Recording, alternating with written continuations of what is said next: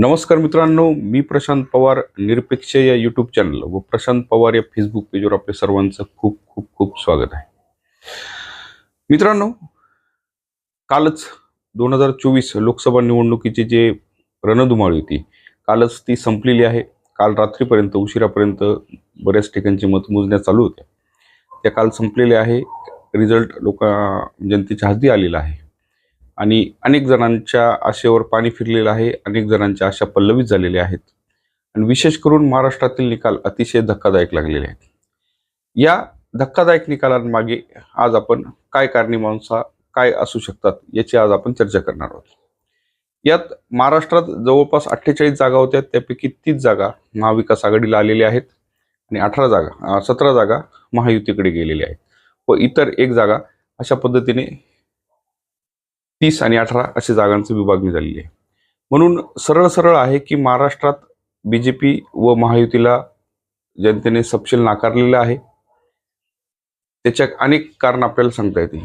या कारणांमधील सर्वात एक महत्त्वाचं कारण म्हणजे की मनोज जरांगे पाटील फॅक्टर.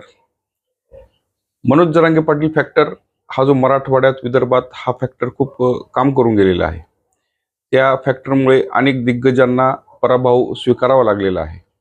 त्यातल्या त्यात सर्वात प्रमुख तुम्हाला लढत सांगता येईल की ती कल्याण काळे आणि रावसाहेब दानवे यांची लढत झाली होती.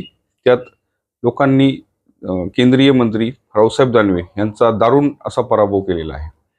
त्यात त्यांनी मराठ्यांची ताकद काय असते ही त्यांनी तिथे दाखवून दिलेली आहे आणि मराठ्यांना विरोध केल्यावर काय होऊ शकतं हे तेथील जनतेने रावसाहेब दानवेंना दाखवून दिलेलं आहे. त्यानंतर पंकजा मुंडे ही जी बीडची लढत अतिशय महत्त्वपूर्ण झाली होती.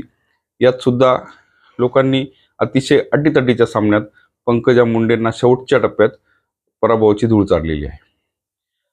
त्यानंतर सुधीर मुनगंटीवार झालं, असे बरेच ठिकाणी दिग्गज नेते पराभूत झालेले आहेत.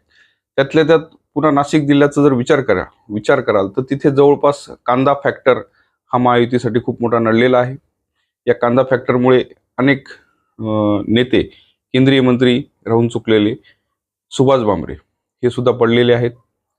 त्यानंतर भारतीताई पवार ह्या सुद्धा केंद्रीय आरोग्यमंत्री होत्या. यांना सुद्धा खूप मोठ्या फरकाने लोकांनी पाडलेलं आहे. त्यानंतर हेमंत गोडसे हे विद्यमान खासदार होते. यांना सुद्धा जवळपास 1.5 लाखाच्या लीडने राजाभाऊ आजे यांनी पाडलेलं आहे. यात दोघं फॅक्टर काम करून गेले. यात कांदा फॅक्टरी कांद्यानंही रडवलं आणि मराठ्यांचा जो फॅक्टर होता मराठा फॅक्टर सुद्धा खूप मोठ्या प्रमाणात इथे काम करून जाताना आपल्याला दिसतो आहे.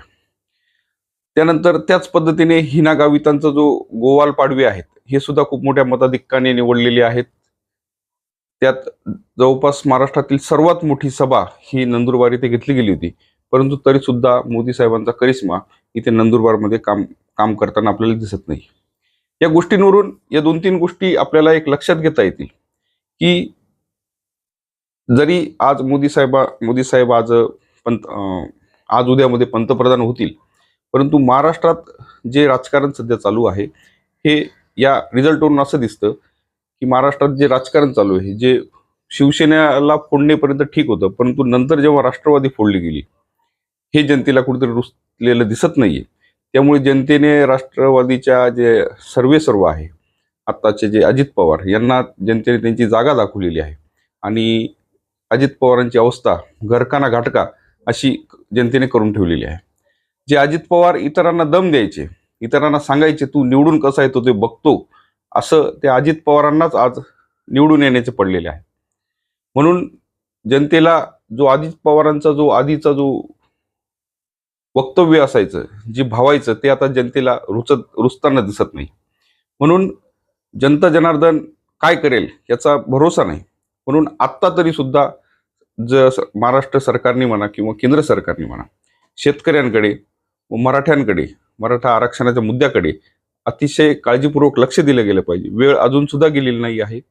म्हणून शेतकऱ्यांना व मराठ्यांना कडे दुर्लक्ष केल्यावर काय होऊ शकतं हे या निवडणुकीत शासनाने रिझल्ट बघून घेतलेले आहेत, सरकारने रिझल्ट बघून घेतलेले आहेत. म्हणून आत्ता सुद्धा वेळ गेलेली नाही आहे. म्हणून अजून सुद्धा शेतकऱ्याकडे तुम्ही प्रॉपररित्या लक्ष द्या. कारण भारत हा कृषीप्रधान देश आहे. शेतकरी सुधारला शेतकऱ्याचा आर्थिक स्तर सुधारला तरच भारताचा आर्थिक स्तर सुधारू शकतो. हे पुन्हा एकदा तुम्ही सरकारने लक्षात घेतलं पाहिजे व शेतकऱ्यांकडे पुरेपूर लक्ष दिलं पाहिजे. त्यांना पायाभूत सुविधा दिल्या गेल्या पाहिजे. त्यांच्या मालाला योग्य भाव दिला गेला पाहिजे. एकटा कांदा जर असं महाराष्ट्राचं पूर्ण राजकारण बिघडू शकतो तर पुढे काय होऊ शकतं हे सर्वांनी गव्हर्नमेंटने सरकारने लक्षात घ्यावं व शेतकऱ्यांबरोबरच जो मराठा आरक्षणाचा मुद्दा आहे याच्याकडे सुद्धा गव्हर्नमेंटने लक्ष द्यावं. आणि बरेच जणांचं जे मध्यंतरी जे म्हणत होते की जरांगे पाटील संपले, त्यांच्या तोंडावर ही खूप मोठी चपराक अशी बसलेली आहे.